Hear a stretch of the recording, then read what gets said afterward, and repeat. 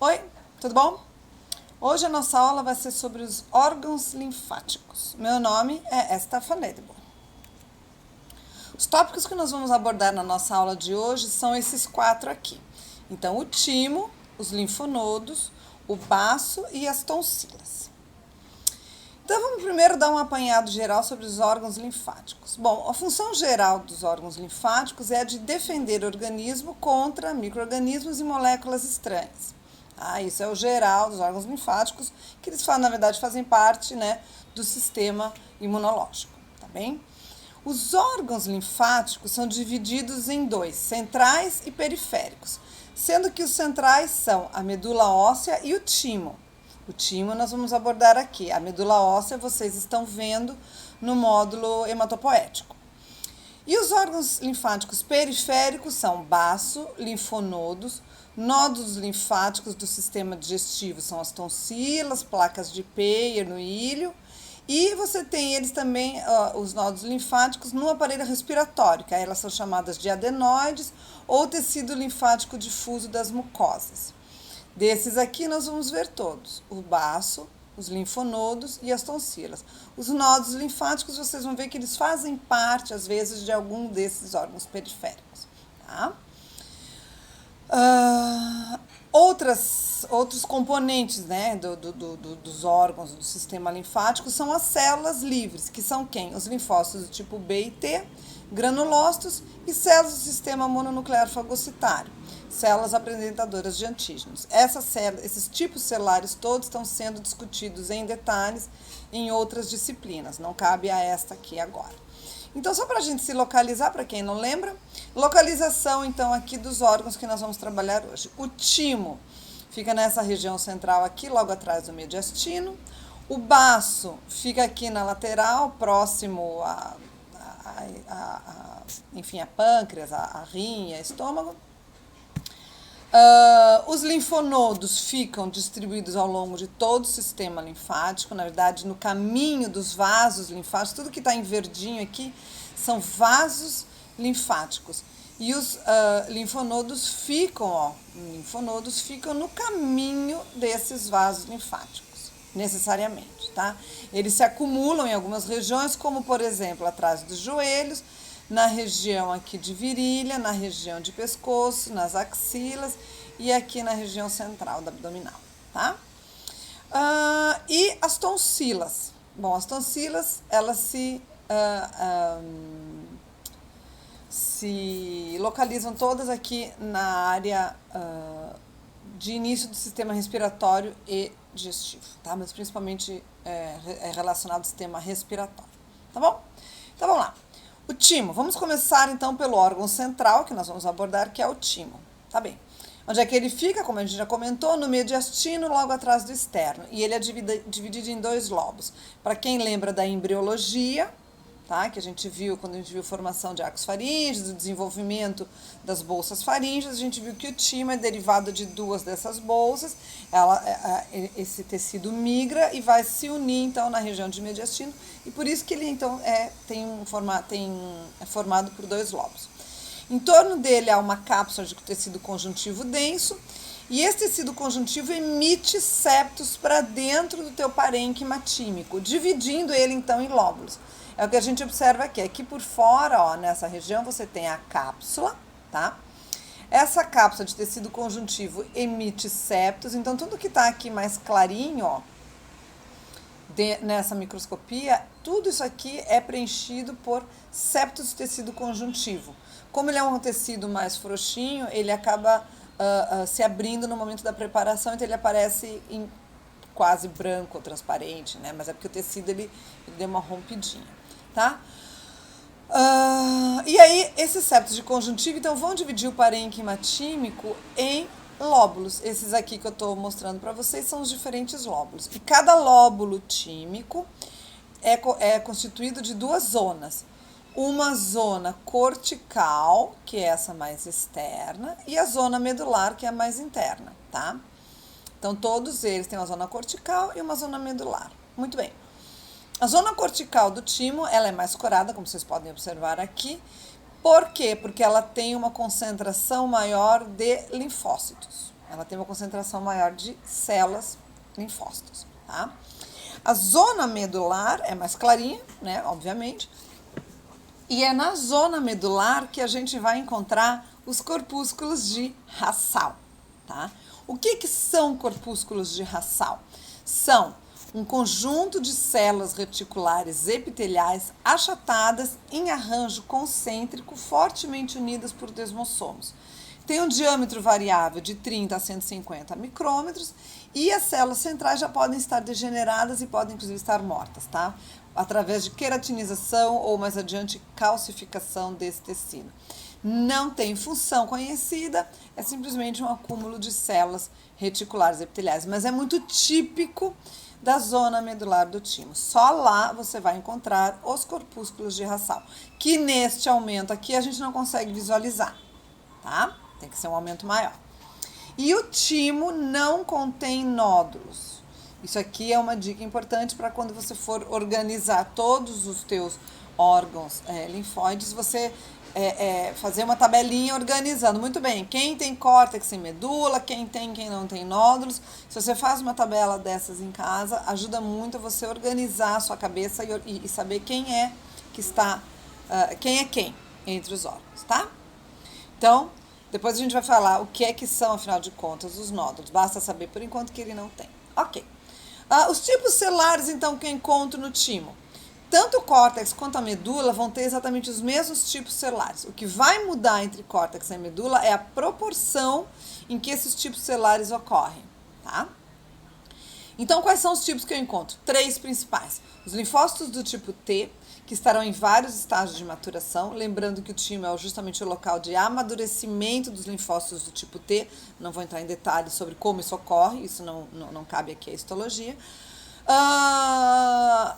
Ele é constituído de células reticulares epiteliais, que na verdade são as células que compõem todo o arcabouço tímico, células reticulares epiteliais.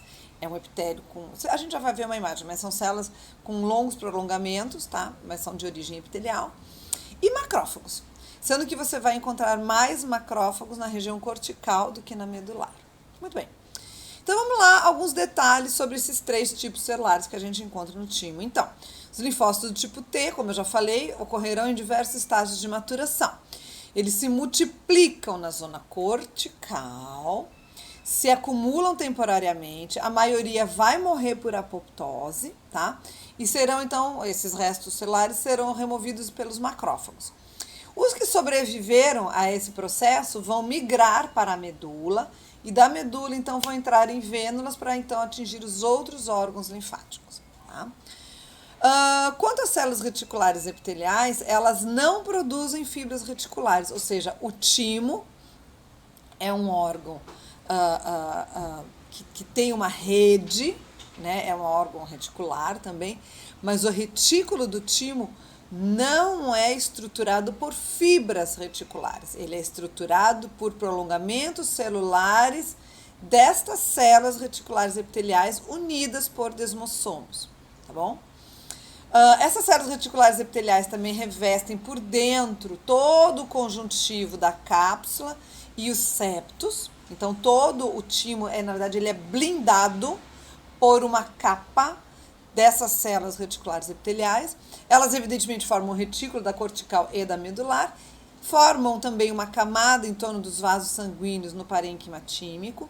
E são elas, que a gente já falou, constituem os corpúsculos de Hassall, tá? O outro tipo celular que a gente encontra no timo são os macrófagos, que, como eu já falei, serão encontrados principalmente na cortical. Então, aqui uma imagem geral do nosso timo. Observe. Isso aqui é uma vista geral dele, visto de longe, em menor aumento. Aqui é a cápsula de tecido conjuntivo. Essa cápsula emite septos. Tudo que está mais em clarinho aqui dentro do timo é septo de conjuntivo, que vai dividir, então, em alguns lóbulos. Tá bem? Que tem, então, e cada lóbulo é dividido em medular e cortical. É tudo que dá para ver aqui neste aumento. Aí, se eu aumento um pouquinho, vamos olhar aqui. Então, de novo, eu tenho aqui 2 lóbulos bem evidentes, claro que tem os outros aqui. Entre eles, eu tenho tecido conjuntivo, tá? Onde correm vasos sanguíneos.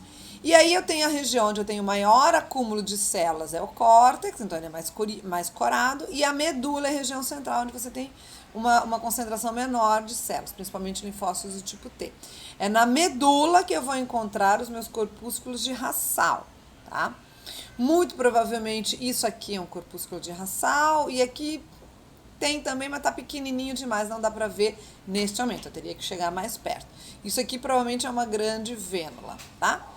Aí se eu chego então um pouco mais perto, agora sim, em todo o seu esplendor, isso aqui é uma região de medula do timo, onde eu estou vendo com toda clareza um corpúsculo de Hassall. Olha como ele é todo enroladinho, ele é estruturado por células que são fortemente aderidas num arranjo concêntrico, tá?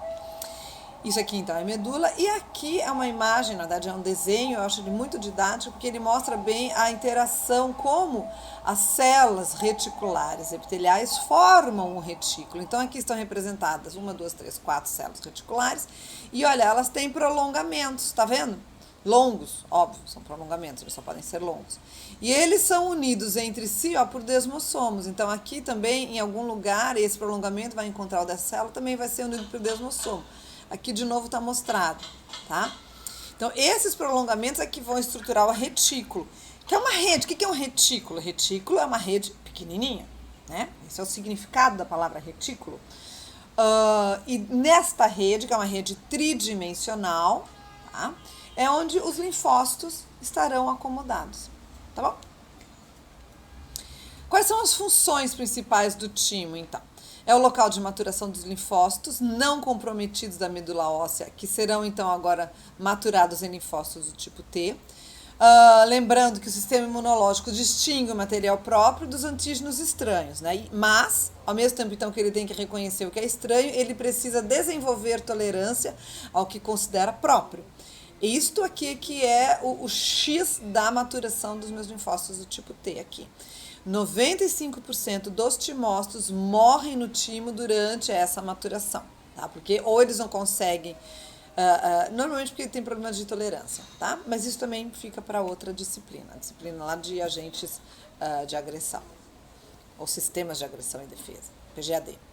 Bom, o timo também pode ser considerado um órgão endócrino, porque ele secreta alguns hormônios que controlam a produção, diferenciação e maturação das células T no próprio timo e regulam também a função das células T e suas interações nos tecidos periféricos. Além disso, o timo tem uma função importante de hematopoese durante a vida fetal, um período curto lá do desenvolvimento embrionário. Então agora vamos falar um pouquinho da vascularização tímica. Como é que isso acontece? Ela é relevante porque ela faz parte. Você entendendo a vascularização tímica vai facilitar a tua compreensão sobre como o timo funciona. Tá? Então, olha só. Aqui você tem um pedaço do timo, isso aqui é o tecido conjuntivo da cápsula, emitindo seus septos. Tá? E esse septo vem até aqui. Isso aqui, então, é córtex, isso aqui é medula. Perceba que no córtex você tem uma concentração maior de células, a medula menos. Tá? Isso aqui é para ser um corpúsculo de Hassall, eu acho. Tá bem. O que acontece? As artérias vêm pela cápsula, se ramificam e entram nos septos de conjuntivo. Aqui no septos de conjuntivo, elas vão sair do septos de conjuntivo e entrar no parênquima tímico, aonde? Entre o córtex e a medula, tá? Elas não vão entrar em qualquer lugar, as artérias vão se ramificar e entrar aqui, entre córtex e a medula. E a partir daqui eu tenho duas opções, duas. Ou essas arteríolas vão se capilarizar, tá? E entrar na cortical, se ramificar, depois se anastomosar, fazer um arco aqui em meia volta e voltar em direção à medula, para daí desembocar em vênulas, ou daqui ela já se ramifica diretamente para dentro da medula e desemboca em vênulas. Qual é a graça disso? Vasos que chegam aqui na medula são específicos, eles saem daqui e vêm direto para cá. Então são circulações distintas, elas muito pouco se misturam. Isso é que é a parte importante dessa vascularização tímica, da forma como ela é, tá? É uma vascularização para o córtex e outra para a medula. Então tá aqui, ó, timo, Esse é aquele era um desenho, aqui você tem um outro desenho. Aqui, isso aqui está mostrando, tá, um dos capilares, ok? Estimócitos em desenvolvimento, e essa célula maiorzinha aqui é uma célula epitelial cortical, tá? É aquelas células epiteliais reticulares, ok. Então, olha aqui você tem a cápsula do teu timo, ela vai mandar septos, e nos septos vão entrar as arteríolas, que vão então se ramificar exatamente entre córtex e medula. E de novo, está mostrando aqui, ou você tem uma vascularização em direção ao córtex e cai nas vênulas pós-capilares, ou vem para a medula e da medula vai sair também em outras vênulas. Claro que uma parte disso cai aqui e vai sair depois por vênulas trabeculares. Essas vênulas pós-capilares vão cair em outros voltam, né? E vão acabar saindo aqui no teu tecido conjuntivo, vão sair pela cápsula na forma de vênulas, tá? Essa imagem aqui também nos mostra rapidamente, né, a seleção clonal no córtex, tá? Os linfócitos T unicamente positivos, duplamente positivos e duplamente negativos. Isso aqui vocês estão vendo de novo, não vou entrar em detalhes, mas sabendo que eles se organizam estruturalmente no timo, tá? Conforme, dependendo de que região do timo você está, você vai ter determinado predomínio de tipos celulares do tipo T, de linfócitos do tipo T, tá? E só os que já foram então selecionados é que vão cair para cá, tá? E esses aqui vão migrar para cá, tá bom? Onde é que eu tenho então, no timo existe uma barreira hematotímica, é uma barreira que separa então o parênquima tímico do sistema sanguíneo, tá? Ela ocorre somente no córtex, na cortical, ou seja, somente aqui, que é justamente o lugar de seleção e amadurecimento dos linfócitos do tipo T. Isso é muito importante porque você tem que ter uma região muito bem controlada aqui. Nem tudo que vem do sangue tem que atingir o córtex do timo para que a seleção clonal ocorra a contento, tá? Então, lá no córtex, você vai ter a barreira hematotímica, muito bem, que é onde são formados os linfócitos do tipo T e dificulta, obviamente, a entrada de antígenos circulantes, tá? Através da circulação sanguínea. Quais são os componentes da nossa barreira hematotímica?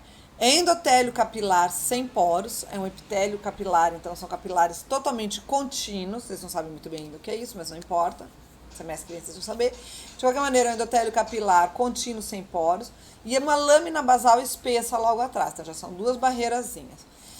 Por fora, a gente tem células reticulares, perdão, células reticulares que compõem o parênquima tímico, lembra que fazem a estrutura, mas lembra que elas eram células reticulares epiteliais? Então elas também têm uma lâmina basal.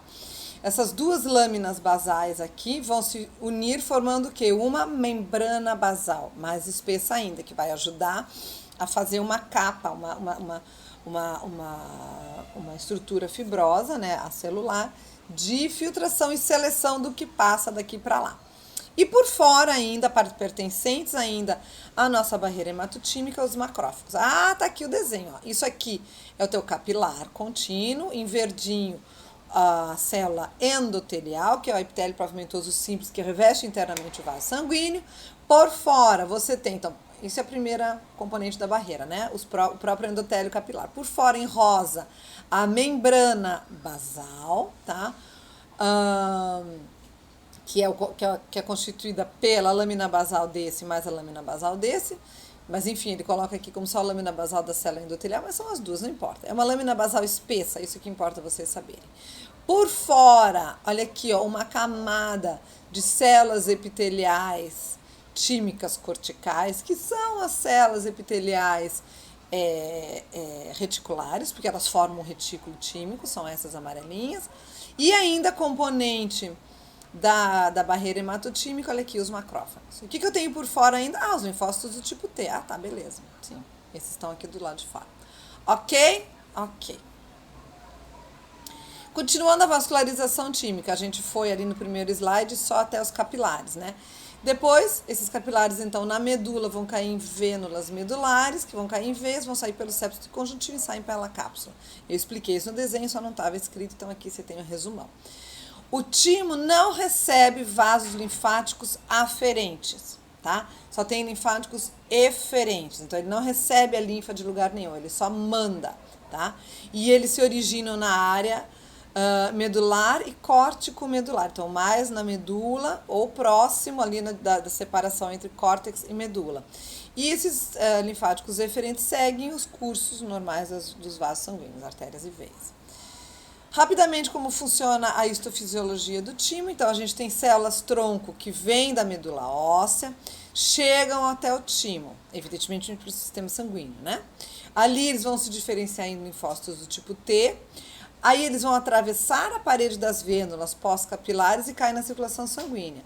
E dali, então, eles seguem e vão se estabelecer em outros órgãos linfóides, tá?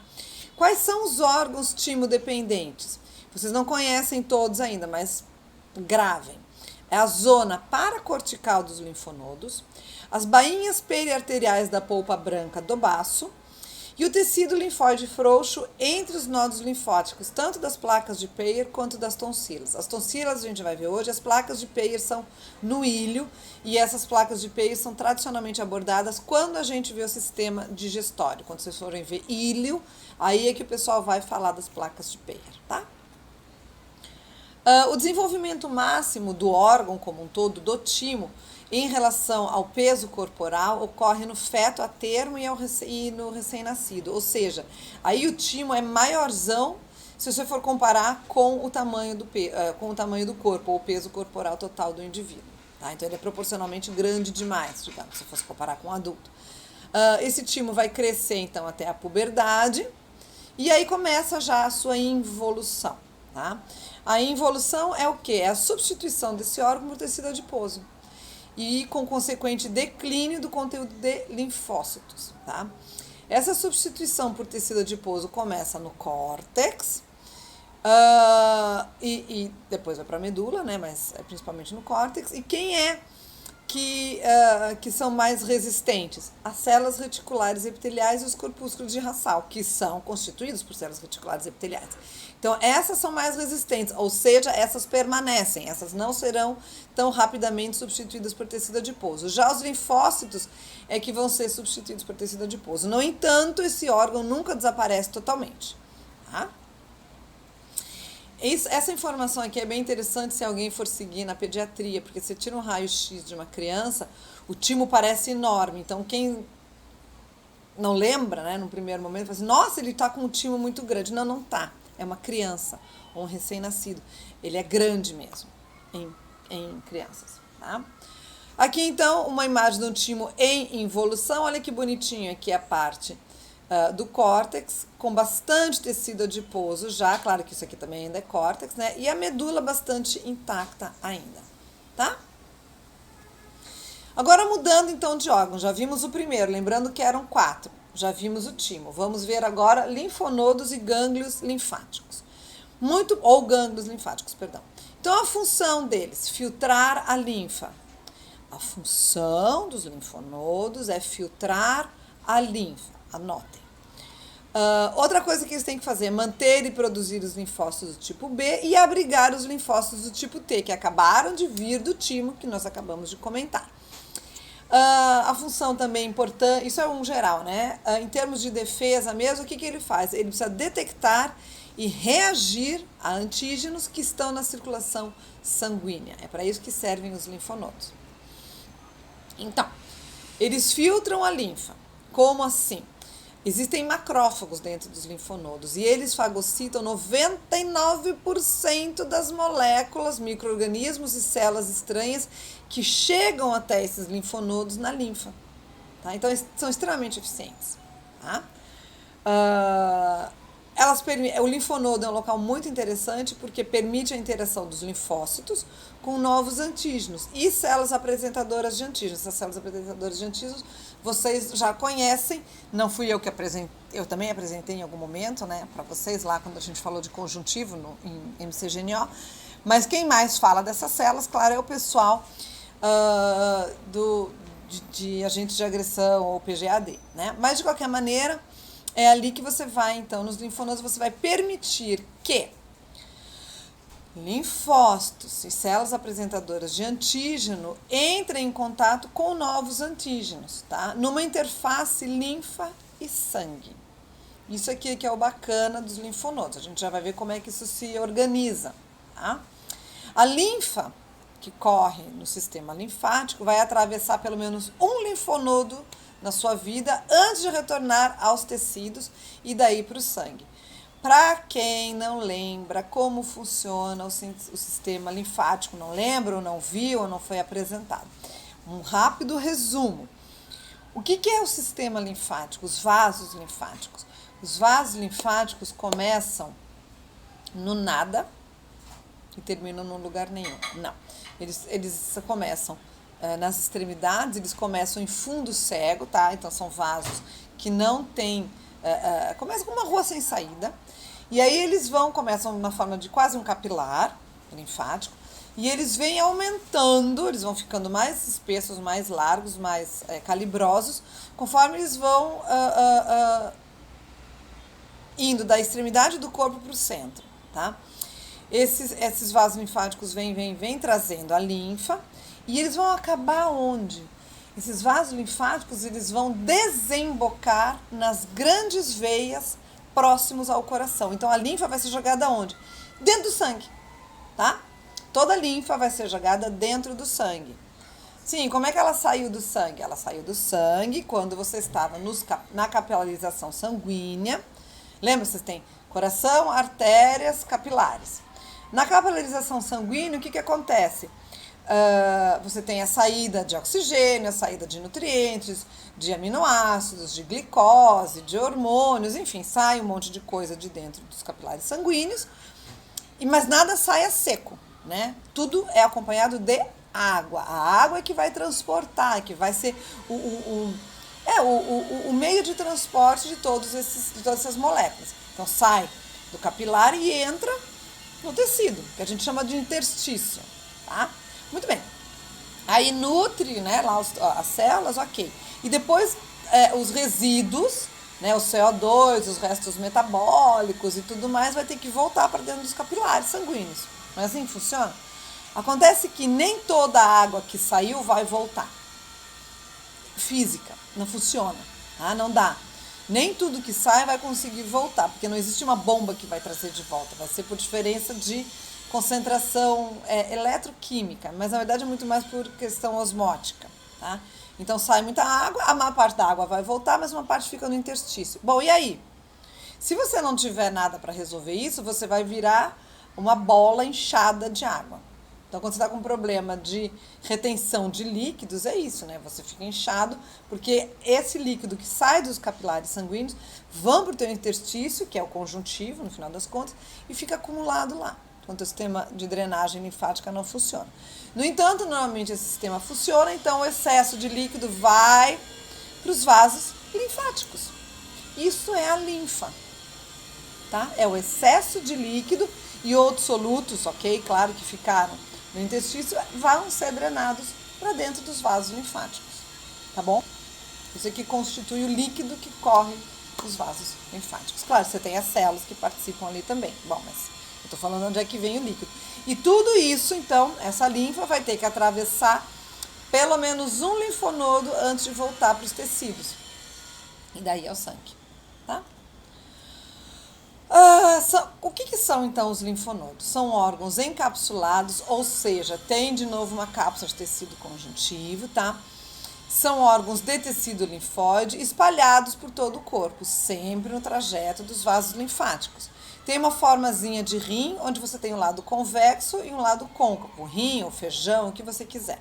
Sendo que o hilo fica no lado côncavo, e é ali que entram as artérias e saem as veias, e saem também os vasos linfáticos. Saem os vasos linfáticos pelo hilo. Os linfonodos têm um tamanho muito variável, de 1 milímetro a 1 a 2 centímetros. Todo mundo conhece uma régua, né? 1 a 2 centímetros é mais ou menos isso. E 1 milímetro, bom, é bem pequenininho, tá? A diferença de tamanho muitas vezes vai indicar se esse linfonodo está mais ativo, ou seja, se ele está brigando com algum antígeno que chegou até ele. Tá? O seu arcabouço, a sua estrutura geral, também é de células reticulares. Só que estas aqui sintetizam fibras reticulares, ou seja, o linfonodo, diferente do que a gente viu no timo, é constituído de células reticulares, igual ao timo, mas aqui você encontra também as fibras reticulares. As fibras reticulares, gente, para quem não lembra, são aquelas que se coram em preto, tá? Aquelas fibras que, na verdade, são da família do colágeno, mas são fibras bem fininhas, tá? Ok. E formam um retículo, claro, uma rede tridimensional. O parênquima dos linfonodos é dividido em região cortical, logo abaixo da cápsula, e não tem córtex no hilo. Região cortical profunda ou paracortical. E mais para dentro a região medular, que fica no centro do órgão e também no hilo, tá? Isso aqui é importante. Então, a gente viu que em timo a gente tinha lóbulos com córtex e medula. Nos linfonodos a gente tem região cortical, região córtex cortical profunda ou paracortical e região medular. São 3. Para aquela tabelinha que eu comentei para vocês. Então, olha aqui a cara de um linfonodo, olha que belo que ele é. Isso aqui, então, é o linfonodo com seu formato de rim ou de feijão, tá? Em verde está representada a cápsula de conjuntivo do meu linfonodo. Essa cápsula vai emitir alguns septos incompletos e vão dividir, então, incompletamente o parênquima do meu linfonodo. Tá bom? Logo abaixo, então, dessa minha cápsula de tecido conjuntivo, eu tenho uma região que é um espaço, tá? Esse espaço aqui, ele fica logo abaixo da cápsula e acompanha essas trabéculas aqui de conjuntivo. Tá vendo? Tudo que tá em branquinho aqui é um espaço. Esse espaço a gente chama de seio, tá? Então, esse aqui é o seio subcapsular, seio peritrabecular. E reparam que esses seios, esses espaços, se continuam pela medula. Tá vendo? É um labirinto de espaços. Aqui, então, na medula, isso é chamado de seio medular. Tá bom. Aqui vocês estão vendo umas bolinhas, né? Essas bolinhas aqui estão representando os meus nódulos linfáticos que ficam no córtex. Por isso que aqui eles são chamados de nódulos corticais. Onde eu tenho nódulo linfático é a região de córtex, tá? Ou córtex superficial. Onde eu não tenho mais os nódulos aqui embaixo, ó, é paracórtex, ok? Aqui, tudo isso aqui é paracórtex. O que está em preto é medula, ok? Córtex, paracórtex, tudo isso aqui, e a região central é a medula, tá bom? Que tá aqui em preto. Ok, e como é que o título do slide é a circulação, né? Então, como é que funciona a circulação da linfa e a circulação do sangue dentro de um linfonodo? Vamos começar pela linfa. A gente disse que os linfonodos estão no caminho dos vasos linfáticos. Então, vamos lá. A linfa chega por... A linfa chega por vasos linfáticos aferentes, tá? Nesses vasos linfáticos aferentes, antes de entrarem na cápsula, antes de entrarem no próprio linfonodo, há válvulas, tá, dos teus vasos linfáticos. Essas válvulas vão impedir o quê? Que a linfa volte, tá? Então, vão manter o sentido unidirecional da linfa, tá? Então, sempre tem válvulas aqui. Aí, esses vasos linfáticos penetram na cápsula e vão cair aqui nesses seios subcapsulares, vão continuar pelos seios peritrabeculares, seios medulares, e vão sair aonde? No vaso linfático eferente. Esse é o trajeto da linfa. Só que, presta atenção, a linfa não vai passar só aqui onde está branquinho, não. Toda essa região em marronzinho aqui e em preto é uma região estruturada por uma rede de fibras reticulares. Então, é uma região que tem muito espaço. A linfa vai percolar por ali também, tá? Então, isso aqui é tipo assim um caminho preferencial. Mas isso tudo, toda essa região aqui e essa região em preto, tanto o córtex, quanto o paracórtex, quanto a medula, estará banhada também pela linfa. Então, a linfa cai aqui e ela passa aqui também, ela percola aqui também, lindamente. tá? Esses espaços são espaços mais livres para circulação mais rápida, mas tem linfa passando aqui também, tá bom? Ok. Isso é o caminho da linfa. E qual é o caminho do sangue? Bom, o sangue vem através do hilo, pelas artérias. Essas artérias sobem, passam pela medula e chegam então no córtex. E aqui elas se capilarizam aonde? Em volta de cada nódulo linfático. Todos eles têm. A imagem, o desenho só mostrou desse lado, mas tem desse lado também, é só para ficar didático, tá? Todos esses nódulos são envoltos por capilares sanguíneos, tá? E aí daqui volta pelas veias e sai pelo hilo. Então, este é o caminho do sangue. O sangue entra e sai pelo hilo. A linfa é que atravessa de um lado a outro, tá? Tem um caminho unidirecional. Tudo bem? Tudo bem. Então, vamos ver agora em detalhes cada parte do nosso linfonodo. Começando pela cápsula. É aquele mesmo desenho, só que eu selecionei mais aqui a região de cápsula e seus elementos principais. O que eu tenho na cápsula? A cápsula é constituída de tecido conjuntivo denso, tá? Rico em fibras colágenas, envolto por tecido adiposo. Então, é bem comum se encontrar tecido adiposo em volta dos linfonodos. No lado convexo, que é esse aqui, tem vários vasos linfáticos aferentes que vão atravessar essa cápsula e neles você vai encontrar, então, as válvulas nos vasos linfáticos, que estão representadas aqui, as válvulas, tá? Muito bem. Aí a região de córtex, tá? Linfonodos, lembra, tem a região cortical e a região medular. O córtex é dividido em duas áreas, córtex externo ou superficial e córtex interno profundo ou paracórtex. Então, eu vou começar pelo córtex externo ou que é o superficial. Ali, como eu comentei antes, eu tenho os seios subcapsulares e os seios peritrabeculares. O que são isso? Entendam, esses seios são espaços irregulares, sem uma delimitação completa, ou seja, não é uma parede que delimita esses seios. É só ele é todo furadinho, então são espaços irregulares com uma delimitação, sem delimitação completa, tá?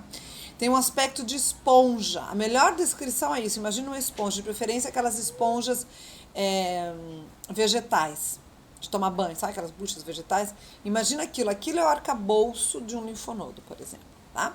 Entre elas ficam os linfócitos e todas as outras células. Esses seios, os dois, né, recebem a linfa dos vasos aferentes e direcionam, então, essa linfa para a medula. No córtex externo é onde eu vou encontrar os nódulos ou folículos linfáticos. É a mesma coisa, nódulo linfático ou folículo linfático, é a mesma coisa. Eles são ricos em linfócitos do tipo B, são condensações esféricas desses linfócitos do tipo B. E eles podem ou não ter centros germinativos. Os centros germinativos são as áreas centrais que são mais claras na microscopia, quando são corados. Tá? Esses aqui, obviamente, são os meus nódulos ou folículos linfáticos. Aqui com a circulação sanguínea em volta, aqui sem. Muito bem, então vamos lá. Ainda falando do córtex externo, agora eu vou falar especificamente dos nódulos ou folículos linfáticos, que são característicos do córtex externo. Num folículo linfóide primário, você não tem, sem zona de manto e sem centro germinativo. O folículo linfóide secundário é com zona de manto e com centro germinativo. A zona de manto e o centro germinativo dos folículos só se desenvolvem em resposta à estimulação antigênica, ou seja, quando eu tenho um folículo linfóide secundário, significa que ele está respondendo a um antígeno, tá? E aí a pergunta, obviamente, que eu não quero calar é do que é constituída a zona de manto e o que é o centro germinativo. Bom, a zona de manto, nódulos e folículos linfáticos.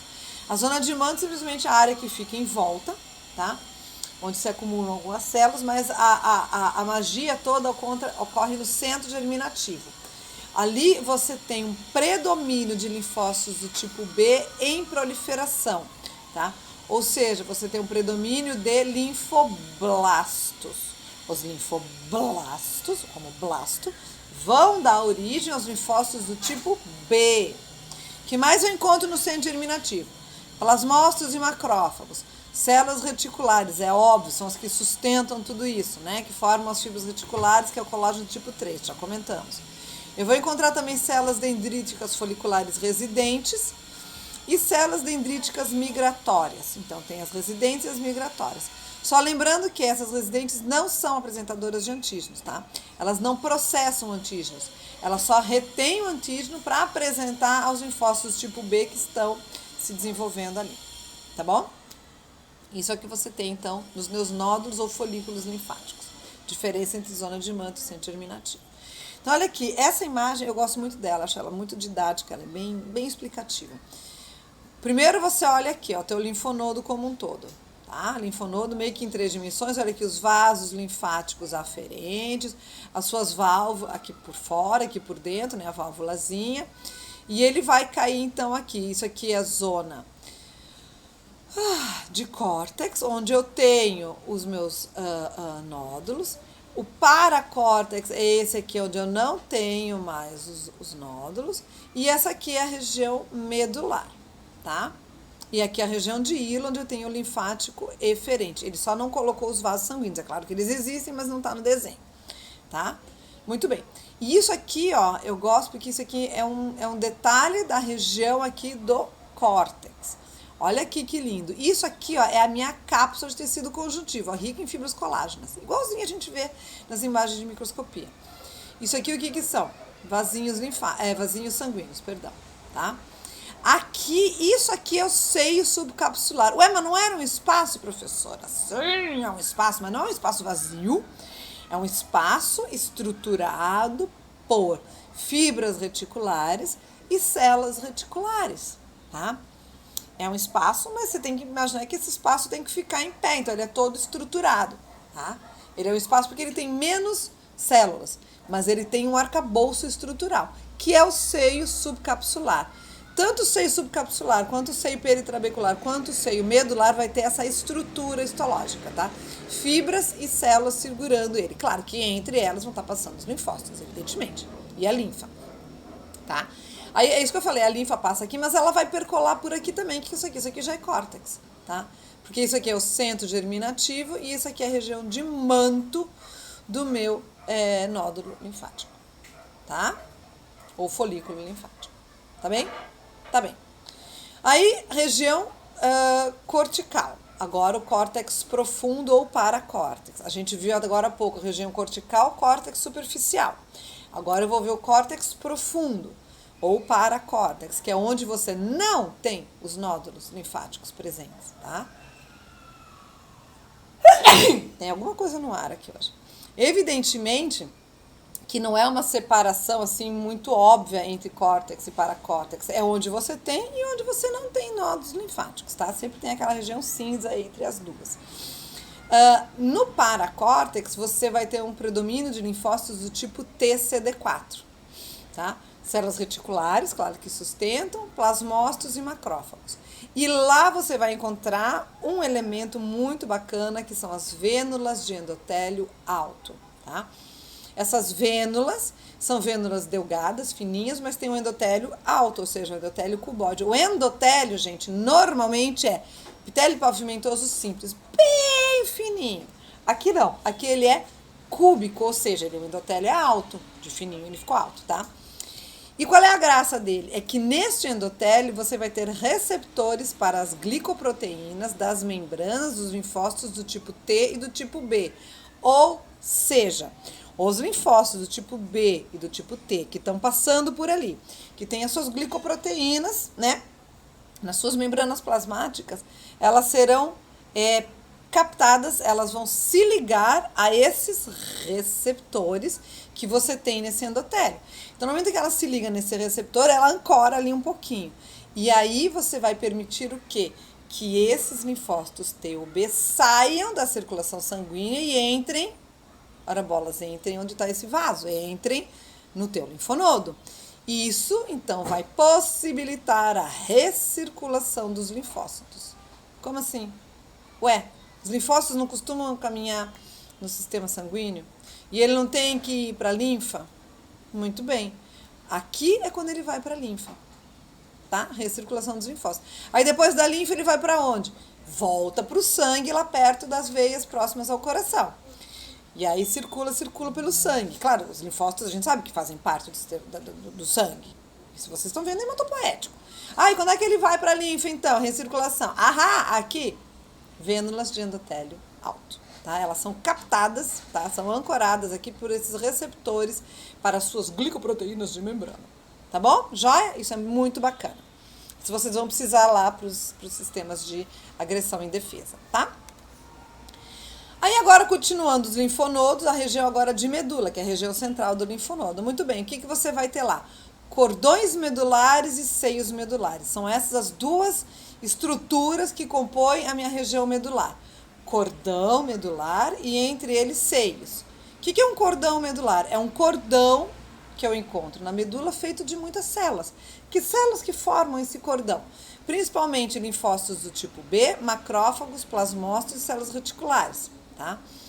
Aqui você vai ter mais plasmócitos do que na cortical e aqui eles estão, lembrando que os plasmócitos são aqueles que sintetizam anticorpos, né?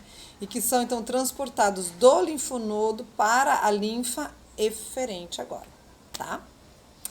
E entre esses cordões medulares, ou seja, entre esses aglomerados desses tipos celulares todos, eu vou ter o quê? Espaço. Mas a gente não chama de espaço, a gente chama de seio medular. E os seios medulares são mais amplos, são maiores do que os seios subcapsulares e corticais, tá? E paratrabeculares. Esses, então, são espaços que vão receber a linfa, que vem da cortical e sai pelos vasos linfáticos eferentes. Então, tá aqui de novo, aquela mesma imagem que eu mostrei do linfonodo completo, tá? Lembrando que isso aqui, então, é córtex, esse aqui é paracórtex, isso aqui é medula. Então, esta região aqui, ó, da medula, tá em maior destaque aqui. Lembrando que o parênquima é córtex, paracórtex e medula, acabei de falar.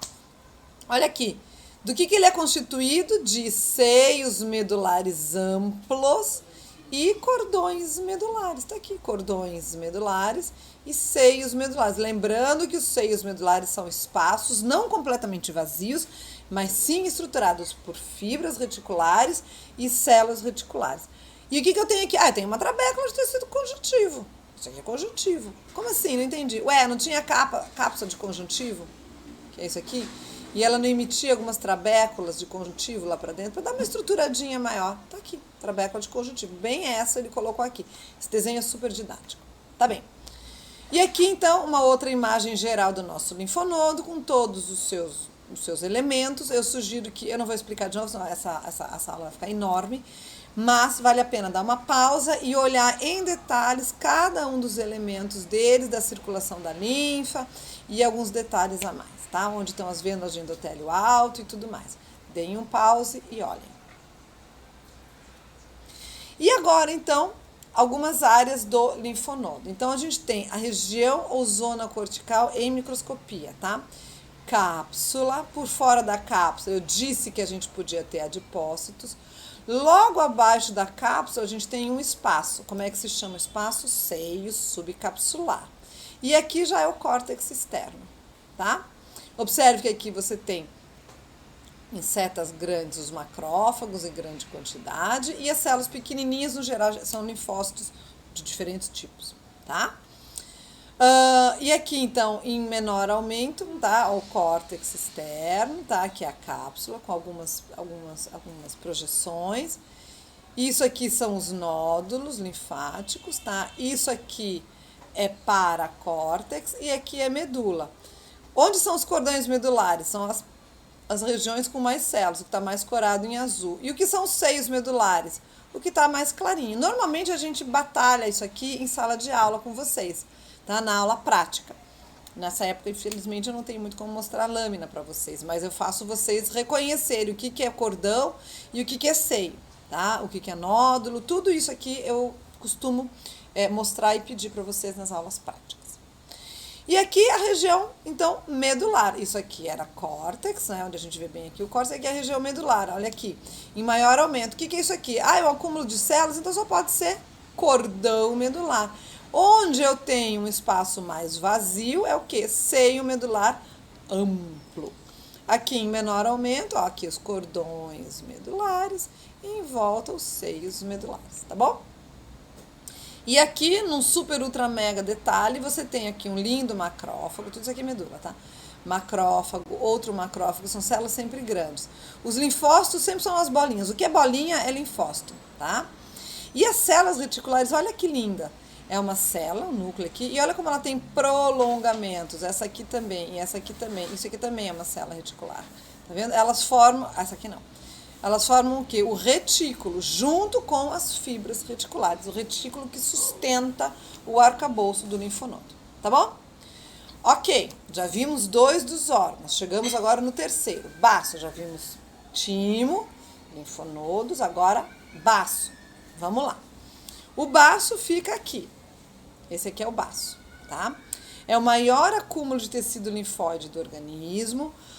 No homem, é o único que está inserido na circulação sanguínea. Lembrando que os linfonodos estão na circulação linfática, tá?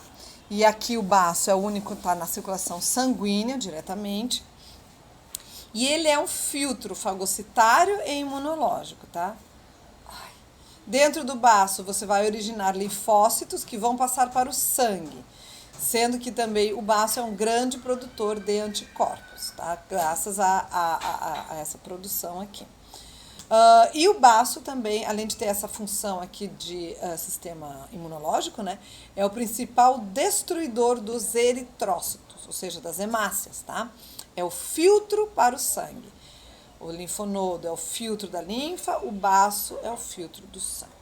Então vamos lá, isso aqui é uma imagem, porque normalmente vocês não tiveram anatomia do baço, então para a gente ter uma ideia de onde está o baço. Então este grande aqui não é o baço, esse aqui é o fígado. Fígado, tá, com seus lóbulos, isso aqui é a vesícula biliar, isso aqui é uma parte do intestino, esse aqui é o pâncreas. Pâncreas, aquele que produz insulina, glucagon, tá?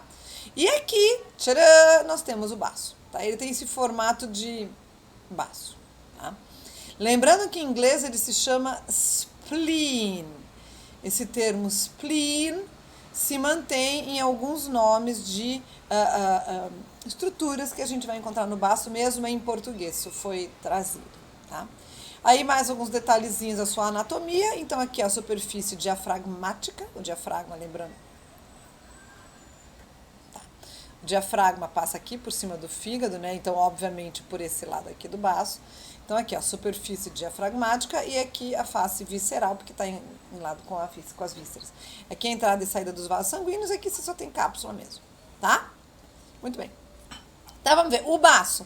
Lembra aquela tabela que eu falei que valia a pena vocês fazerem? Anotando quem são os órgãos que a gente tem, se eles têm córtex, se não tem, se tem nódulo, folículo linfático ou não? Então, mais informações para aquela tabelinha que eu espero que vocês estejam fazendo.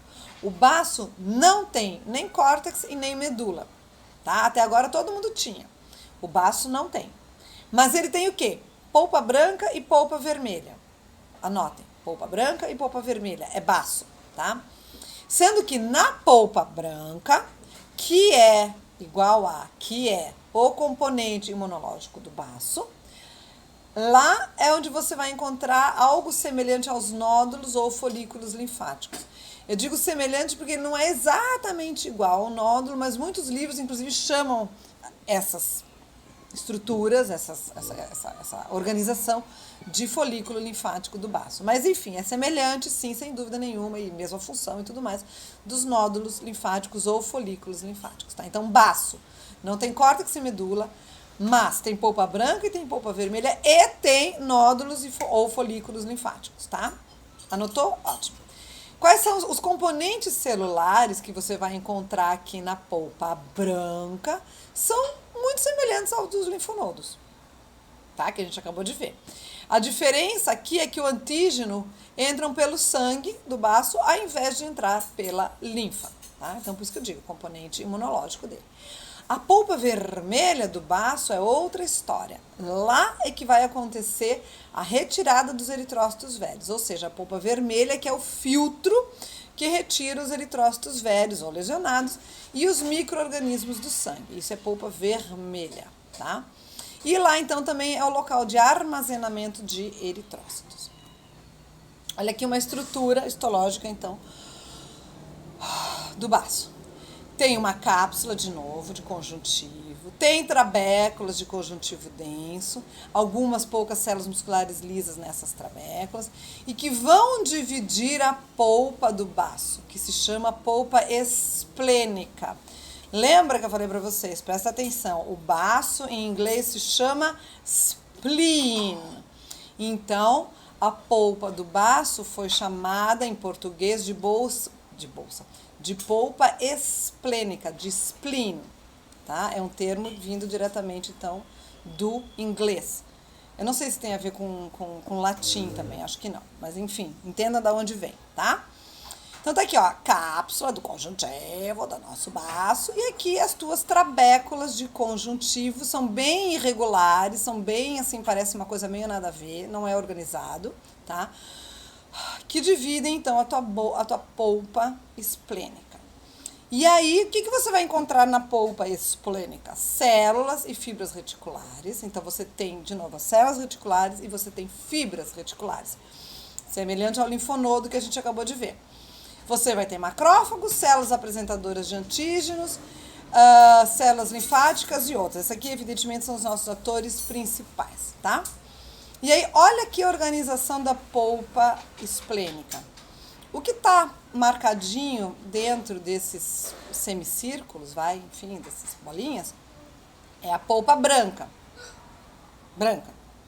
O que está fora é a polpa vermelha. Aí você diz assim, mas professora, essa parte mais corada aqui é que é mais vermelha, e essa aqui é menos corada, essa aqui parece mais branca, eu sei.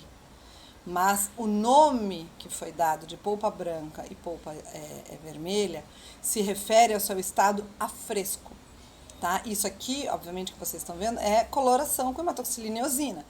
Então, na hematoxilina e eosina, a região de polpa branca se cora mais, porque você tem mais células com núcleo ali, tá? Você tem os linfócitos todos aqui.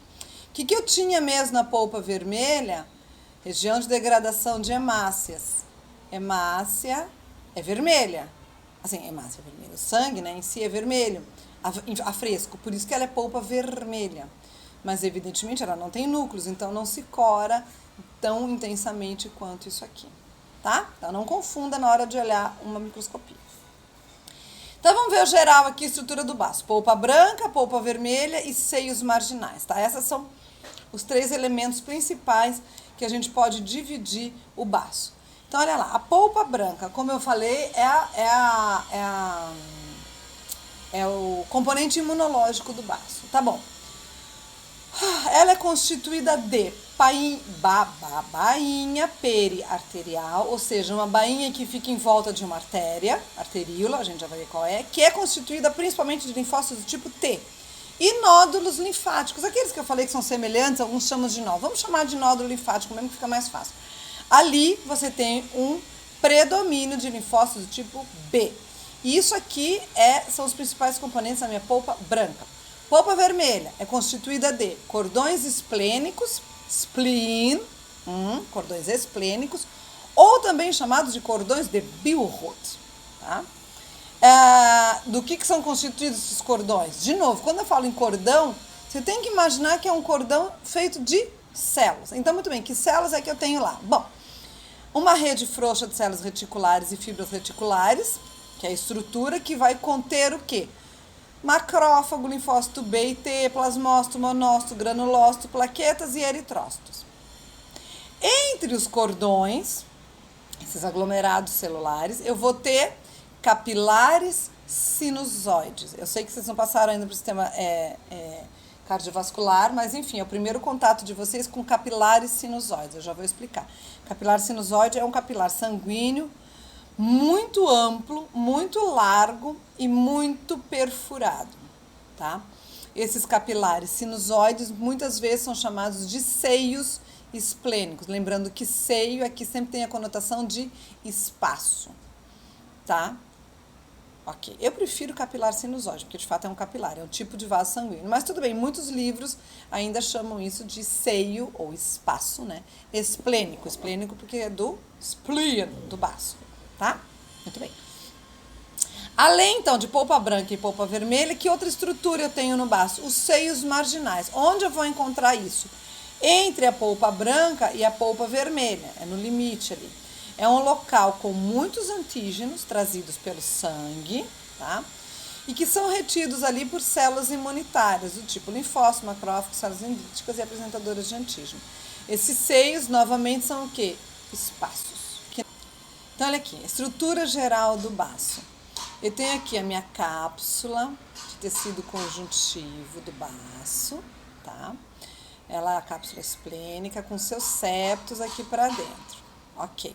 Aí aqui, neste roxinho, está representada a polpa branca e em vermelhinho a polpa vermelha, tá?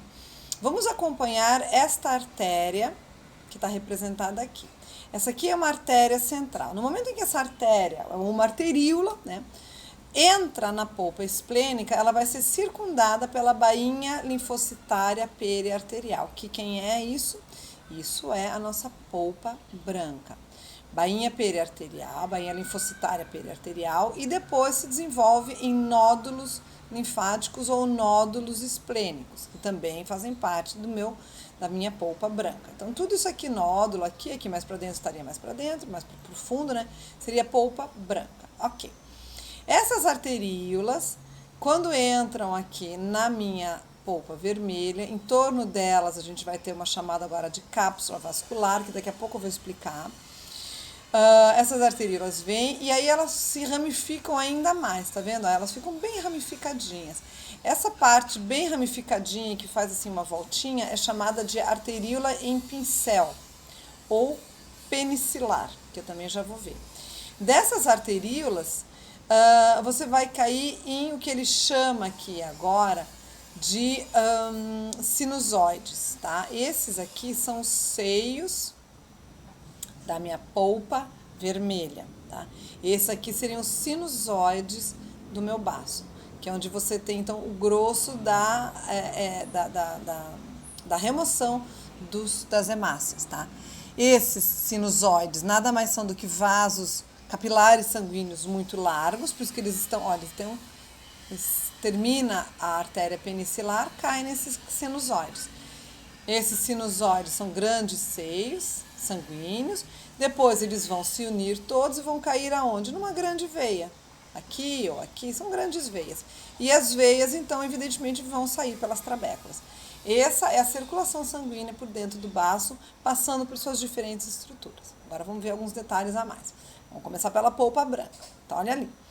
De novo, eu tenho a minha trabécula de conjuntivo, nela vem a minha arteríola, artéria ou arteríola central. Ela entra, tá, na minha polpa branca, aqui a artéria ou arteríola central, e aí ela vai ter uma bainha de linfócitos periarterial, tá? Depois, mais na periferia, não está muito bem desenhado aqui, mas mais na periferia, eu vou ter quem? Os meus nódulos linfáticos, tá? Lembrando que a bainha periarterial é rica em linfócitos do tipo T e os nódulos linfáticos são ricos em linfócitos do tipo B. E em todas elas você vai ter muitas células apresentadoras de antígenos e macrófagos em toda essa região. Então aqui você vai ter tudo isso. Entre o que eu tenho aqui como sendo a minha polpa branca e aqui em volta seria já a minha polpa vermelha, eu tenho esse espaço aqui, ó, o seio marginal, que é dentro ainda de vaso sanguíneo. Aqui um seio sempre é um espaço, tá? Mas é vaso sanguíneo amplo, tá bom? Repara, ele tem conexão direta aqui.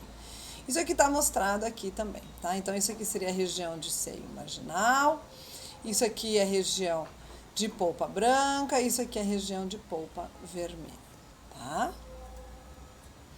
Aqui um detalhe, então, da nossa bainha, da minha artéria ou arteríola central, com a bainha periarterial, tá? Que são os linfócitos bem pertinhos dela, e aqui em volta já é o resto da tua polpa branca que fica em volta dela, tá? De qualquer maneira, a polpa branca é uma estrutura semelhante a um folículo linfóide. Aqui está toda a explicação dela, que eu já falei nos outros desenhos, eu não vou repetir. Mas vale a pena vocês darem uma lidinha, tá? Lembrando também que essa arteríola central é engraçadinho, porque ela começa central e depois ela vai ficando mais para lateral. E ela é excêntrica, não importa, ela continua sendo chamada de central, tá? E aí a gente chega, ó, na polpa vermelha. Lembra que eu tinha falado lá no primeiro desenho que você vinha com as tuas artérias e aí elas vinham em artérias penicilares ou em pincel, tá aqui, tá? Aí você vai ter uma bainha de macrófagos, tá aqui. Esta aqui era aquela bainha de macrófagos, gente, que estava desenhada aqui. Cápsula vascular em volta delas, tá? Bem depois. Então tá aqui, ó. Bainha, as arteríolas penicilares e aqui um aglomerado de macrófagos em volta dessas arteríolas. E aí você entra no que você chama de seios esplênicos, mas a gente prefere sinusoide, que são vasos sinusoides, são capilares sinusoides. Em volta dos teus capilares sinusoides, que são capilares muito largos, muito amplos, por isso que às vezes são chamados de seios, tá? Você tem os cordões de Billroth, ou cordões esplênicos, que é, de novo, um aglomerado de células, tá? Saindo dos sinusoides esplênicos, vai sair, então, para uma vênula, tá bom? A principal função aqui, ó, dessa bainha de macrófagos é remover as hemácias senescentes e as partículas do sangue, tá? As partículas que sobraram do sangue que estão saindo por aqui, mas elas vão ser captadas por aqui. Bom, então a polpa vermelha do baço é sinusoides e cordões esplênicos, onde você tem células reticulares e macrófagos com material fagocitado. É isso que vai ser o principal componente dos meus cordões esplênicos ou de Billroth. E aqui duas representações do que pode ser os nossos capilares sinusoides, tá? E a circulação sanguínea no baço. Você tem aqui a circulação aberta, que na verdade não se acredita mais muito que ela exista, onde você tem verdadeiros espaços, tá, na parede do vaso sanguíneo e uma passagem muito livre aqui de células e outros elementos de dentro do capilar para fora, e essa é outra opção, que seria um sinusoide de circulação aberta, não, circulação fechada, né? Um sinusoide, onde você então vai ter a saída dos elementos, não antes aqui, mas sim por essa região aqui, em torno do teu capilar sinusoide. Repara, isso aqui é um capilar normal, fininho, e aí ele fica muito amplo. Você tem uma série de células fazendo a parede desse capilar. E aí você tem fibras aqui em forma de barril, ó, essas fibras pretinhas que vão segurar, né, vão dar uma estruturada nessas células todas, porque entre elas tem muito espaço, tá? Tá. Circulação sanguínea, então, no baço, em mais detalhes. Então, de novo, entra a artéria esplênica, penetra no hilo lá do teu baço, ramifica, corre nas trabéculas de conjuntivo, vai a artérias trabeculares, tá? Sai da trabécula, e aí assim que ele sai, que a arteríola sai da trabécula e cai na tua polpa esplênica, ela vai ser envolvida pela polpa branca, tá? Aí ela é chamada de central ou artéria da polpa branca. Em volta dessa artéria você tem a bainha linfática periarterial, ou seja, os linfócitos tipo T em volta da tua artéria. E essa bainha vai se espessar e vai acabar formando nas pontas os nódulos linfáticos. E agora você vai ter um predomínio de linfócito tipo B. Aqui a arteríola já é excêntrica, né, como eu tinha comentado, mas continua sendo chamada de artéria central ou arteríola central. Quando esses vasos saem da polpa branca, a arteríola é em forma de pincel, ou seja, penicile. É uma artéria penicilar. Alguns têm um espessamento, que é um elipsoide, ou cápsula vascular, que é aquela cápsula que eu falei que é rica em macrófagos, células reticulares e linfócitos. De lá, vai para capilares esses capilares vai para capilares arteriais, né? Então essas artérias penicilares vão se transformar em capilares arteriais no primeiro momento, que vão desembocar nos teus sinusoides esplênicos e nos seios da polpa vermelha. Isso aqui seria circulação fechada, isso aqui seria um vaso aberto, vasos de circulação aberta, que ainda não se tem muita certeza se isso aqui existe, mas enfim. Dos sinusoides, qualquer um deles ou todos eles, volta o sangue para as veias da polpa vermelha, tá? Se reúnem e vão entrar nas trabéculas. Aí nas trabéculas segue as veias trabeculares e sai pela veia esplênica, tá bom? Então, de novo, um resumão. Entra pela artéria trabecular, que veio, né, tem uma trabécula de conjuntiva, entra pela artéria trabecular. Bainha periarterial, tá? Em volta da bainha periarterial, aqui, esse roxinho aqui seria um nódulo linfático, tá? Então, tá bom. Daqui você tem aqui os seios marginais, ó, em volta da tua polpa branca você tem os seios marginais. Eu gosto dessa imagem, ela é bem didática, mostrando que os seios marginais são espaços sanguíneos, tá? Daqui segue, vai para as tuas artérias penicilares, que podem ou não ter esse aglomeradinho, esses gordinhos aqui, esses aglomeradinhos de macrófagos, e aí cai nos seios, tá? Nos sinusoides da polpa vermelha. Desses sinusoides, só faltou aqui o desenho. Esses sinusoides, na verdade, são conectados às veias da polpa vermelha. É uma pena que ele não fez nenhuma conexão direta, então parece que ele acaba aqui e dá no nada. Não! Esses seios grandes, tá? Sinusoides, vão cair, vão desembocar aqui nas minhas grandes veias, que vão sair pelas veias trabeculares. Tá bem? Ótimo. E aqui é um esquema de um sinusoide esplênico, tá? Isso aqui em azul são as células endoteliais, tá? Que no sinusoide você tem várias delas, justamente para você ter esse vaso tão amplo, tão grande. Como ele é muito amplo e tem que ter espaço, a lâmina basal não é contínua, mas ele é mantido, ele tem uma lâmina basal, claro, só não é contínua. E você tem espaços entre as células e você tem fibras, ó, reticulares e prolongamentos da tua célula reticular também, que envolvem esses sinusoides, como se fosse os amarras de um barril, tá? Segurando, então, esse sinusoide estruturado, tá? Para não se desmontar todo.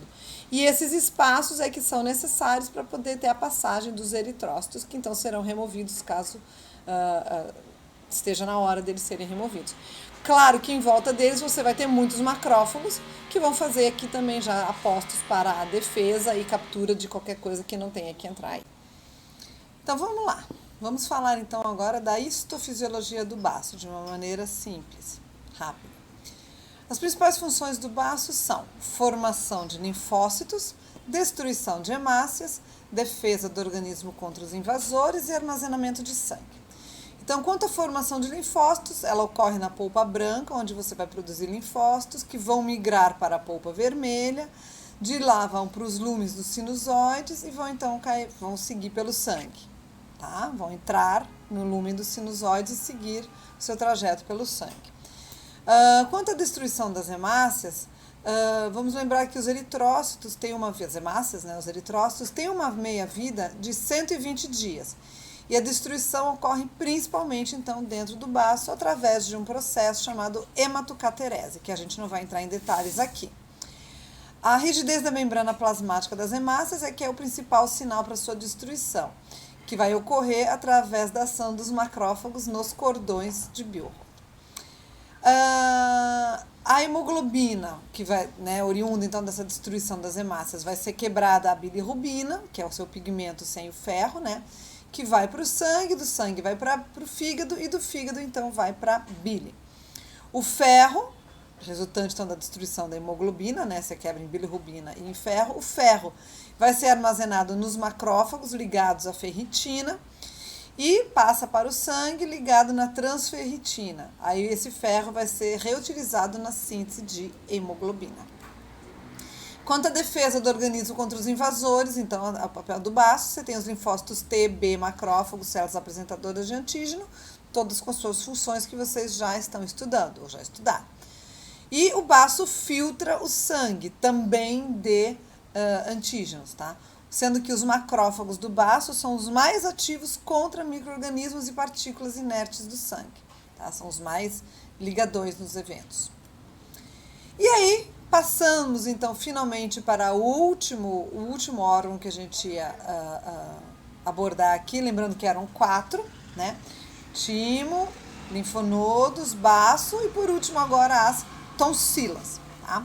Então, muito bem, o que é que são tonsilas? Bom, tonsilas são um aglomerado de tecido linfóide incompletamente encapsulado, ou seja, dos 4 que a gente está vendo hoje, as tonsilas são os únicos que não têm uma cápsula de conjuntivo completa em torno dela, tá?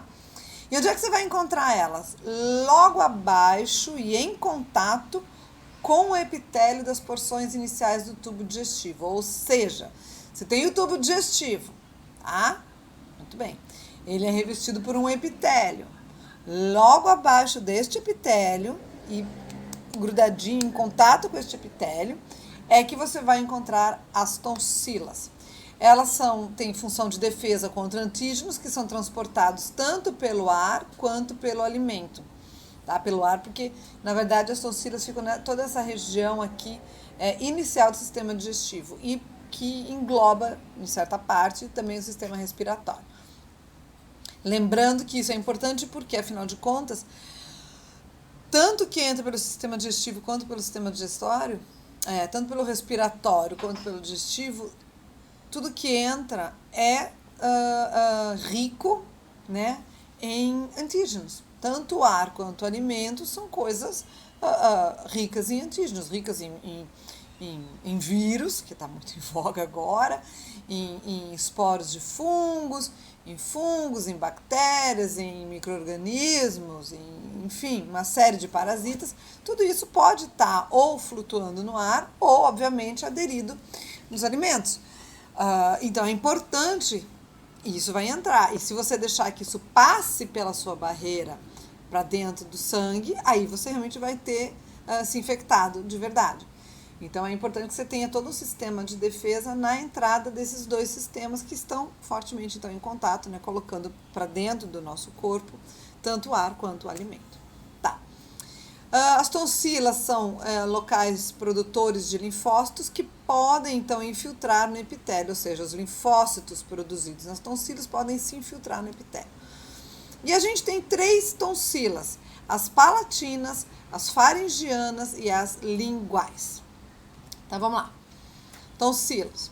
Então, olha só, a sua localização, tá? Isso aqui, obviamente, o corte, né, de uma face. Então, aqui os dentes, a língua, né? Aqui a cavidade nasal, as coanas nasais. Então, aqui entra o ar, óbvio, e aqui entra o alimento, óbvio. Então, muito bem, seguindo o caminho do ar, olha, ele vai passar aqui, ó, na tonsila faríngea. Ela fica aqui no alto da nasofaringe, tá? Então, a tonsila faríngea, ela é muito mais relacionada com o sistema respiratório, tá? Depois, esse ar ou o alimento vão descer e aí vai passar aqui, ó, nas tonsilas linguais, que estão aqui na base da língua, tá? Bem aqui. E aqui em cima estão as tonsilas palatinas. Então, você tem tonsila faríngea aqui, tonsila palatina aqui e tonsilas linguais aqui. Se eu olhar de frente, você vai ver que é um círculo de proteção, tá? Ao alto, a tonsila, que não se enxerga aqui, né? Mas seria a tonsila faríngea, lá por cima, tá aqui, tá? Mais ou menos dá pra ver. Nas laterais, as tonsilas palatinas e no fundo da boca, as tonsilas linguais. Tá vendo? Então, elas formam um círculo de proteção justamente no trato de entrada do sistema digestório, mas que envolve, claro, o sistema respiratório também. Uma outra imagem aqui, ó, ao fundo, a tonsila faríngea, não dá para enxergar direito, mas enfim, aqui as 2 tonsilas palatinas e na base da língua vai estar a tonsila lingual, as tonsilas linguais, na verdade. Então, vamos começar pelas maiores, tá? As tonsilas palatinas. Na verdade, vocês conhecem as tonsilas palatinas por um termo popular. Qual é o nome popular das tonsilas palatinas? Tempo para pensar. São as amígdalas. As tonsilas palatinas são aquelas que a gente chama comumente de amígdalas.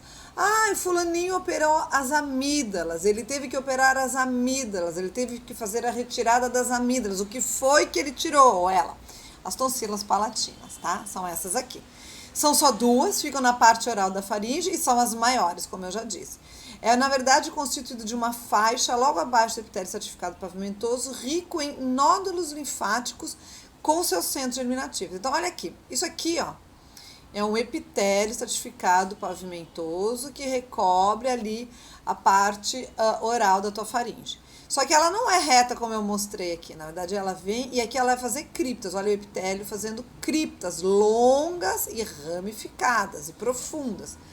Ao longo dessas criptas, que já constituem as amígdalas, você tem abaixo dela quem? Os teus nódulos linfáticos. Aqui, ó, nódulo. Todos aqui representados com centros germinativos, tá? Ó, centros germinativos dos folículos secundários. Folículos ou nódulos, lembra? É a mesma coisa, tá? Isto aqui, então, é a tonsila. Ai, cadê o conjuntivo? Pois é, não tem uma capa de conjuntivo. Aqui você já tem músculo. Músculo do órgão, tá? Aqui é conjuntivo, aqui acho que é músculo também, eu não enxergo direito aqui, tá? Muito bem. Cada tonsila palatina vai ter mais ou menos 20 dessas criptas aqui, tá? Que são invaginações profundas e ramificadas do epitélio. E as criptas, dentro delas, a gente vai ter células epiteliais descamadas. Claro, o epitélio estratificado pavimentoso, ele descama, natural. Você vai ter linfócitos vivos, linfócitos mortos e bactérias que a gente espera estejam mortas também, tá? Isso aí é que é o aspecto das tonsilas palatinas. Em mais detalhes, olha que lindo aqui esse epitélio estratificado pavimentoso. Lindo! Olha aqui como ele tem papilas, né? Lembra das papilas? Oh, meu Deus, agora esqueci o nome. De conjuntivo. E aqui o ápice das tuas... Poxa, esqueci o nome das duas. Tem na pele, tem esse nome. Aqui embaixo é o conjuntivo e por cima esqueci, não importa, depois eu lembro. O ápice aqui dessas voltinhas, né, do epitélio, que serve o quê? Para ter um ancoramento melhor do epitélio com o conjuntivo que está embaixo. E logo abaixo desse conjuntivo você tem quem aqui? Os teus nódulos linfáticos, tá? O C aqui são os nódulos linfáticos. Aqui vem o epitélio e aqui é a entrada de uma dessas criptas. Claro que aqui, como isso aqui é uma foto de microscopia de verdade, ele pegou meio tangencialmente até o epitélio. Então só vê um pedacinho do buraco, mas você não vê o epitélio completo aqui, tá? Isso aí então é uma tonsila palatina. Aí são só duas. Aí nós temos as tonsilas linguais. Essas são aos montes, são bem numerosas, tá? E onde é que você vai encontrar as tonsilas linguais? Adivinha? Na base da língua. A língua é dividida em terço posterior e 2/3 anteriores. Os 2/3 anteriores são chamados de corpo da língua, o terço posterior é a raiz. Vocês vão ver mais detalhes disso no digestório, mas vamos lá. Aqui você tem o foramen cego, que seria o V, o vértice do nosso V lingual, foramen cego. Aqui ó, você tem as papilas circunvaladas, vocês também vão ver tudo isso no sistema digestório. Atrás do teu foramen cego e do V lingual é que você tem uma grande quantidade de tonsilas linguais. Toda essa região aqui é cheia de tonsilas linguais, é a base da tua língua. Essa parte aqui do corpo é a parte solta da língua, isso aqui é a parte que fica ancorada. Nas laterais, novamente, estão localizadas as tonsilas palatinas, uma de cada lado. E aqui, ó, é a epiglote. Evidentemente, essa língua, ela foi aplainada, tá? Ela não é assim, ela não é reta, né? Ela foi aplainada aqui para ficar melhor na tua imagem, tá? As criptas das tonsilas linguais são bem mais curtas e menos ramificadas que da tonsila palatina, ou das tonsilas, e é separada da musculatura da língua por glândulas, na maioria glândulas mucosas. E por fim, nós temos a tonsila faringeana, é uma tonsila só, é a menorzinha e ela fica na porção supero-posterior da faringe, ou seja, aqui, tá? Cavidade nasal, aqui são os cornetos nasais e aqui é a tonsila faringeana, aqui já é faringe. De novo, aqui tonsila palatina e aqui, ó, são as tonsilas linguais, tá? Por isso que eu te falei, aquela língua, ela estava planificada, na verdade, ela é assim, deitadinha, tá? Ela tem esse ângulo aqui, tá? A tonsila faringiana é a única que é recoberta por epitélio respiratório. O que é um epitélio respiratório? É um epitélio pseudocertificado cilíndrico ciliado com células cruciformes, que vocês já conhecem. Tem pregas na mucosa, tá? São pregas na mucosa recobertas por essa. E abaixo tecido linfóide difuso e com seus nódulos. Não tem criptas, tá? A faringiana não tem criptas. Ela é pregas da mucosa, sem criptas profundas. E ela é mais bem desenvolvida só em crianças. Então tá aqui um detalhe da tonsila faringiana com o seu nódulo, seu centro germinativo, e aqui por cima, ó, o epitélio é respiratório. Tá bem? Era isso que eu tinha para falar para vocês hoje. Muito obrigada. Abraço.